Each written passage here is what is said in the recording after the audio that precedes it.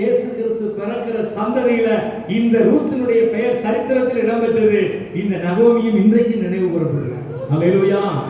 அப்ப நம்ம ஆசீர்வாதத்தை சுதந்திரித்துக் கொள்வது எப்படிங்கிறத பார்க்கும்போது அவருடைய பலத்த கைக்குள் அடங்கி இருக்கு. அல்லேலூயா.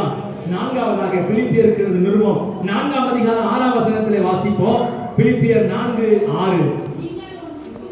நீங்கள் ஒன்றிற்கும் கவலைப்படாமல் எல்லாவற்றை குறித்தும் உங்கள் விண்ணப்பங்களை ஸ்தோத்திரத்தோடு கூடிய ஜெபத்தினாலும் வேண்டுதலினாலும் தேவனுக்கு தெரியப்படுத்துங்க. அல்லேலூயா.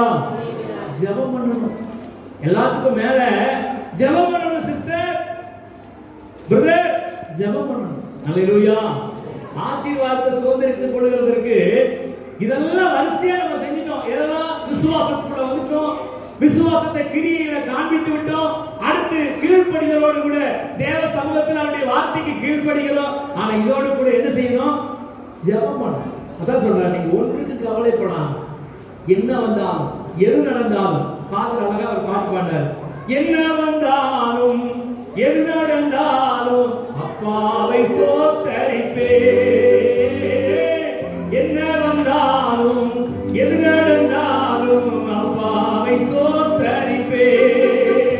ஏசப்பா ஸ்தோத்திரம், ஏசப்பா ஸ்தோத்திரம், ஏசப்பா ஸ்தோத்திரம், ஏசப்பா ஸ்தோத்திரம்.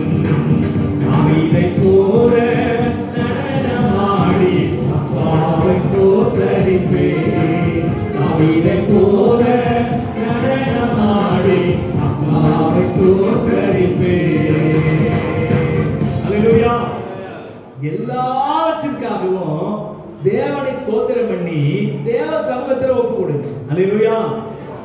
பாஸ்டர், இன்னைக்கு எனக்கு ரொம்ப கஷ்டமா இருக்குது, ஜெபம் பண்ணுங்க. பாஸ்டர், இன்னைக்கு நான் கொஞ்சம் பரவாயில்லை, ஜெபம் பண்ணுங்க.